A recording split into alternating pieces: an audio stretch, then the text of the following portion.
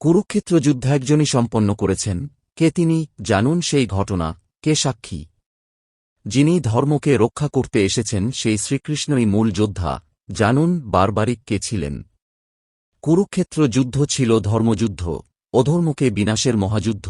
মহাভারতের যুদ্ধ শুরুর আগে ভগবান শ্রীকৃষ্ণ সব মহারথীদের পর্যায়ক্রমে জিজ্ঞাসা করেছিলেন যে তাদের একা যুদ্ধ শেষ করতে কত সময় লাগবে। ভীষ্ম জবাব দিয়েছিল তার 20 দিন লাগবে। দ্রোণাচার্য বলেছিলেন 25 দিন সময় নেবেন। কর্ণ বলেছিলেন 24 দিন এবং অর্জুন বলেছিলেন যে তার 28 দিন সময় লাগবে। সবশেষে শ্রীকৃষ্ণ বারবারিককে জিজ্ঞাসা করতেই বারবারিক জানাল এই আসন্ন মহাযুদ্ধে উপস্থিত সকলকে তিনি এক মুহূর্তে শেষ করে দিতে পারেন। স্বয়ং শ্রীকৃষ্ণ কথাটি শুনে চমকে গেলেন। মাত্র এক মুহূর্তে যুদ্ধ শেষ করে দেওয়ার ক্ষমতার অধিকারী। তাহলে কি বারবারিকই ছিলেন সেরা বীর? রাজস্থানে তিনিই পূজিত হন খাটুশ্যাম নামে, খুবই বিখ্যাত তাঁর মন্দিরের দর্শন।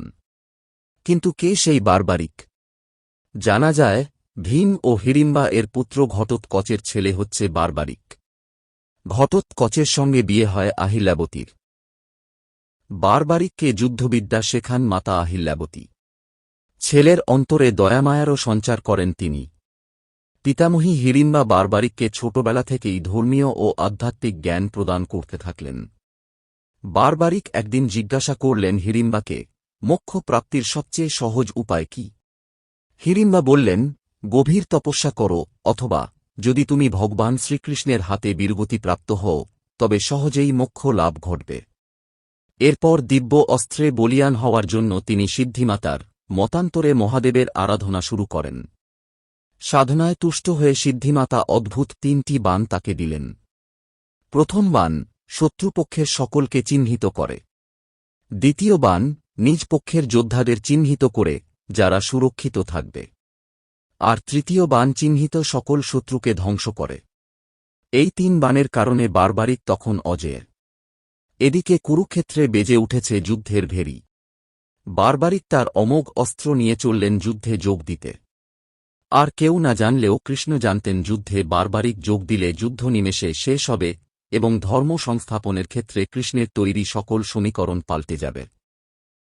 তাই যেকোনভাবেই বারবারিককে যুদ্ধে যোগদানে বিরত করতে হবে।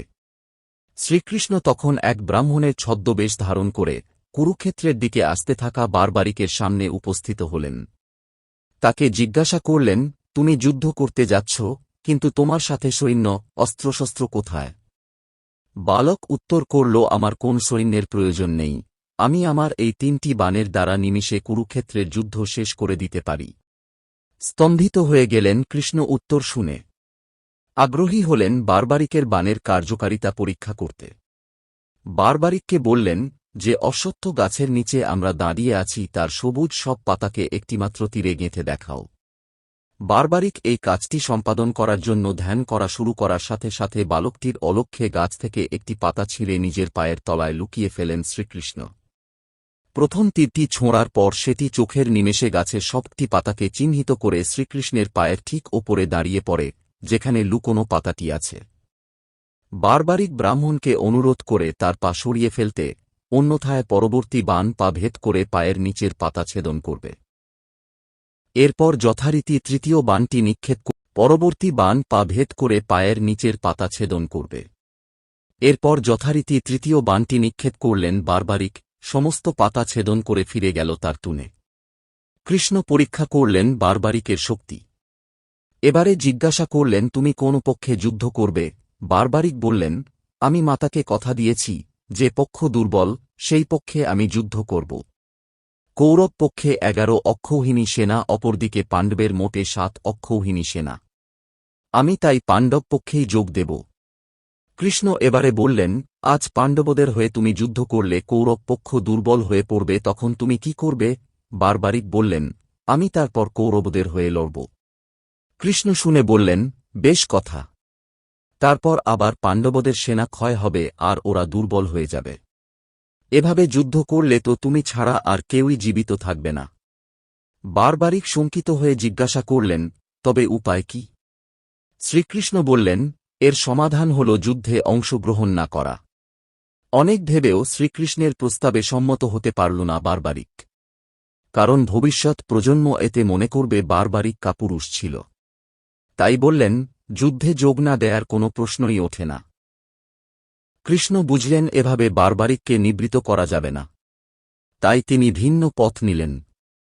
ব্রাহ্মণবেশী কৃষ্ণ ভিক্ষা চাইলেন, ভবতি ভিক্ষাঙ্গ দেহি। বারবারিক বললেন, কি চাই আপনার বলুন। ব্রাহ্মণ বললেন, আপনার মস্তক চাই। বারবারিক বুঝতে পারলেন ইনি কোন সাধারণ ব্যক্তি নন। তাই পরিচয় জানতে চাইলেন ব্রাহ্মণের।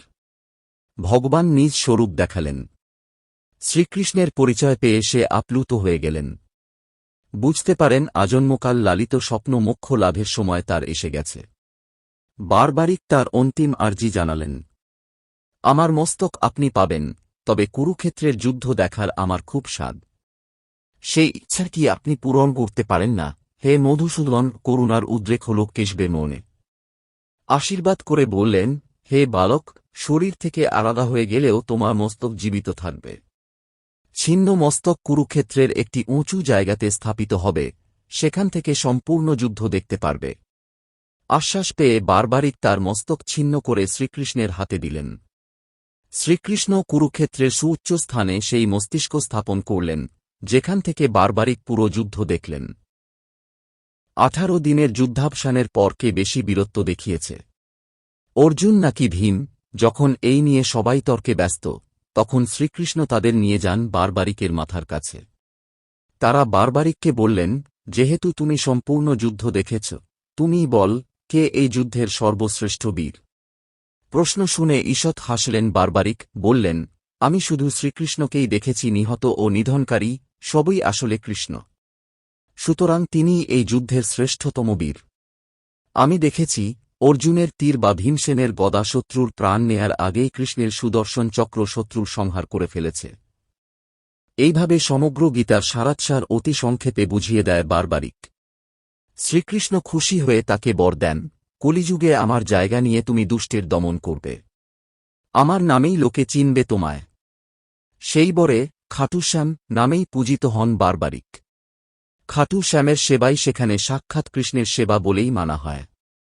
জয় শ্রীকৃষ্ণ, শ্রী গুরু জয়।